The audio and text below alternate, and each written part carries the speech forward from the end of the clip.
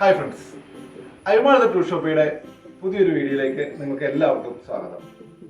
ഇന്ന് നമ്മൾ പരിചയപ്പെടുന്നത് സ്റ്റിൽ കമ്പനിയുടെ RM248 എന്ന് പറയുന്ന ഒരു ലോൺ മൂവറിനെ പറ്റിയിട്ടാണ്. അതായത് നമുക്ക് പുല്ല് വെട്ടാനായിട്ട് ലോണിൽ വെച്ചിട്ടുള്ള പുല്ല് വെട്ടാനായിട്ട് ഉപയോഗിക്കുന്ന മെഷീനാണ്. ഈ മെഷീൻ പല കമ്പനികളുടെ മെഷീൻ മാർക്കറ്റിൽ അവൈലബിൾ ആണ്. പക്ഷെ നമ്മൾ ഇന്ന് പരിചയപ്പെടുന്നത് സ്റ്റിൽ കമ്പനിയുടെ ഏറ്റവും നല്ലൊരു ക്വാളിറ്റിയാണ്. സ്റ്റിൽ നമുക്കറിയാം ഇറ്റലി ബ്രാൻഡാണ്. അതിൻ്റെ ഏറ്റവും നല്ല ഒരു മോഡൽ മെഷീനാണ് നമ്മൾ പരിചയപ്പെടുന്നത്.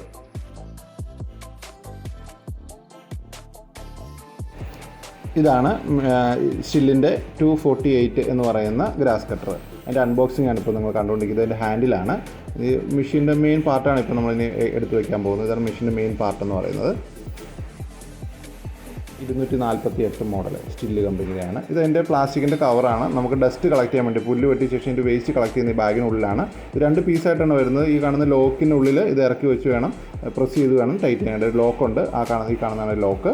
ലോക്കിൻ്റെ കറക്റ്റായിട്ട് വെട്ടിനുള്ളിൽ ഇറങ്ങി വന്ന ശേഷം പ്രസ് ചെയ്ത് കഴിഞ്ഞാൽ അത് ലോക്ക് വീഴും. കറക്റ്റ് ലോക്കായിട്ടിരിക്കും. 55 ലിറ്ററാണ് ഇതിൻ്റെ കപ്പാസിറ്റി വരുന്നത്. പ്ലാസ്റ്റിക് ആയതുകൊണ്ട് നല്ല ക്വാളിറ്റി പ്ലാസ്റ്റിക്കാണ്. അതുകൊണ്ട് തന്നെ ഇതിന് വെയിറ്റ് വളരെ കുറവാണ്. നമുക്ക് ഈസി ആയിട്ട് ലോക്ക് ചെയ്യാവുന്നുള്ളൂ. മേളിൽ ഹാൻഡിൽ കൊടുത്തിട്ടുണ്ട്. നമുക്ക് ഊരിയെടുക്കാനുള്ള ഹാൻഡിലാണിത്. ഈ കാണുന്ന പോർഷൻ അതിൻ്റെ ഉള്ളിലേക്ക് കയറി പോകണം.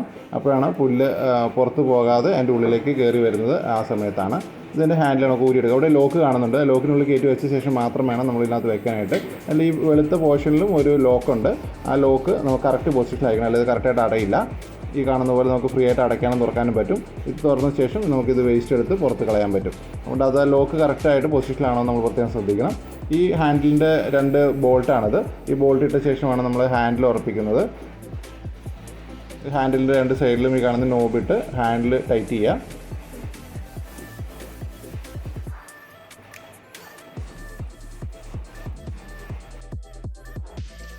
ഹൈറ്റ് അഡ്ജസ്റ്റ് ചെയ്യാനുള്ള പോർഷനാണ്. 7 ലെവലിൽ നമുക്ക് ഈ മെഷീൻ്റെ ഹൈറ്റ് അഡ്ജസ്റ്റ് ചെയ്യാം.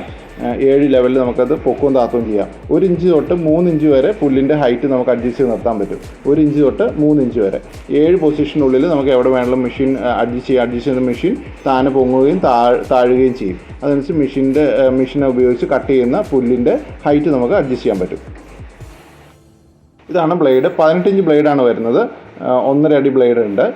അതുപയോഗിച്ച് കട്ട് ചെയ്ത് കഴിയുമ്പോൾ പുല്ല് ഈ കാണുന്ന ഹോളിൽ കൂടെ പുറത്തേക്ക് നമ്മുടെ ഡസ്റ്റ് ബാഗിനുള്ളിലേക്ക് കയറി വരും. ഇതാണ് പെട്രോൾ ടാങ്ക്. ഇതിനകത്ത് ഈ മെഷീൻ 4 സ്റ്റോക്ക് മെഷീനാണ്. പെട്രോൾ മാത്രമാണ് ഇതിനകത്ത് ഒഴിക്കേണ്ടത്. ഈ കാണുന്ന സ്ഥലത്താണ് പെട്രോൾ ഒഴിക്കേണ്ടത്. പെട്രോൾ മാത്രം ഇവിടെ ഒഴിക്കാൻ പാടുള്ളൂ. ഇത് കിക്കറാണ്. വലിച്ച് സ്റ്റാർട്ട് ചെയ്യുന്നത് ഇവിടെയാണ്. ഈ കാണുന്ന സ്ഥലത്ത് നമ്മൾ ഓയിൽ ഒഴിക്കണം. 4 സ്റ്റോക്ക് എഞ്ചിൻ ആയതുകൊണ്ട് എഞ്ചിൻ്റെ താഴെയാണ് ഓയിൽ വരുന്നത്. 2040 ഓയിലാണ് ഒഴിക്കേണ്ടത്. 2040 ഓയിലാണ് ഈ കാണുന്ന ഇതിനുള്ളിൽ നമ്മൾ ഒഴിച്ചു കൊടുക്കേണ്ടത്. ഇതതിൻ്റെ സൈലൻസർ ഭാഗമാണ്. നമ്മൾ പെട്രോൾ ഒഴിക്കുക. പെട്രോളിനകത്ത് ഓയിൽ മിക്സ് ചെയ്യേണ്ട ആവശ്യമില്ല. സാധാരണ 2 സ്റ്റോക്ക് എഞ്ചിനുകൾക്കാണ് പെട്രോളിൻ്റെ കൂടെ ഓയിൽ മിക്സ് ചെയ്യുന്നത്. 4 സ്റ്റോക്ക് എഞ്ചിനുകൾക്ക് ഓയിൽ സെപ്പറേറ്റാണ് ഒഴിച്ചു കൊടുക്കുന്നത്. ഇവിടെയാണ് നമ്മൾ ഓയിൽ ഒഴിച്ചു കൊടുക്കേണ്ടത്. 2040 ഓയിലാണ് നമ്മൾ ഇതിനകത്ത് ഉപയോഗിക്കുന്നത്. ഈ കാണുന്നത് ആക്സിലേറ്ററിൻ്റെ ഒരു ലോക്കാണ്. ഇത് ഞെക്കി പിടിച്ചാൽ മാത്രമാണ് എഞ്ചിൻ സ്റ്റാർട്ട് ആവുള്ളൂ. ഈ ലിവറെ ഞെക്കി പിടിക്കണം. അത് സ്റ്റോപ്പ് സ്വിച്ചോട് കൂട്ടിയാണ്. ആ ലിവറെ നമ്മൾ വിട്ട് കഴിഞ്ഞാൽ എഞ്ചിൻ നിന്ന് പോകും.